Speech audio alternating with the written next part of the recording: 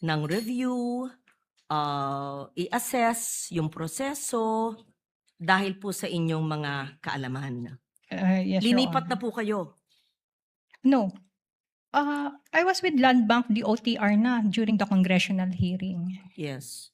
And so you were not called for any review based on your revelations. Oh, wala po.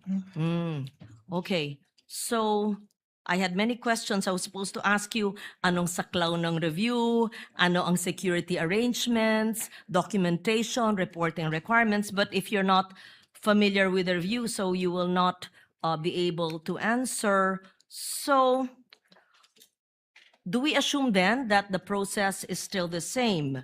Kung walang binago po, ibig po bang sabihin na Land Bank considered the existing process sufficient and that the same transaction could still be handled in substantially the same manner today? Gusto ko po lang maintindihan kung unusual, usually kakausapin dapat yan o a-assess ang proseso. But if it was not, how is the process today? Paano po nagbago kung meron man? Kung sa ngayon po, ang nagbago po ang proseso niyan dahil meron na pong tayong BSP guidelines na ang amount lang po ng cash na mailalabas is up to 1 million. And then, pagka more than 1 million, ay kailangan na po ng necessary approvals. Yes, I'm talking about the changes, evaluation, assessment after the congressional inquiry. Did this, are you referring to a BSP guideline that was given after the congressional inquiry? I know, ma'am. Yes, that's what I'm referring to. From the time, ma'am, that you gave those statements, and if you found it unusual, and up to now, I wanted to know whether there was any internal, yes, I take note of that, internal assessments to review so that there could be changes for security arrangements. If none, and if not familiar with you, I leave it at that. Except that normally in life, when something is unusual, which is not necessarily suspicious, which is not necessarily illegal, but you assess and you make changes to improve the process. But you're saying you are not familiar with any such investigations or assessment or review. Yes, ma'am. Okay, thank you. Thank you, ma'am. Senator Judge Padilla first. Apologies, Senator Alan. Senator Judge Padilla for his interjections. Thereafter, Senator Judge Alan Cayetano. You have 2 minutes, sir. You may proceed when you're ready. Maraming salamat po. Isang mabilis lang po ito. Pagka sinabi pong unusual, hindi pangkaraniwan. Hindi po ba? Yes. Kapag sinabing suspicious, ibig sabihin kahinahinala. Apa, sir. Wala po kayong nakitang kahinahinala. Hindi po ba? Wala naman po. Opo, ibig sabihin hindi po illegal. Wala naman. Ang ano lang po kasi namin is yun sa check and cashment. Opo, ibig sabihin wala pong illegal. Wala po. Kayo nakita. Okay. Maraming salamat po. Sa prosecution naman po ako. Ginoong prosecutor, pangkaraniwan po ba ang confidential fund? Your Honor, yung confidential fund po, sa akin pong pagkakaalam, ito po'y binibigay sa Pangkaraniwan po ba siya na ibinibigay? Depende po sa mga government agency at saka So head hindi ng po siya agency. pangkaraniwan kasi depende. Tama po. Salamat po. Thank you, Senator Judge Padilla. Senator Judge Alan Cayetano is recognized for his interjections. You have 2 minutes, sir. You may proceed when you're ready. I think most senators already clarified, but just a little bit more. Magandang hapon, Madam Witness. Good afternoon, sir. So, are you familiar with confidential or intelligence or discretionary funds? No, sir. Yeah.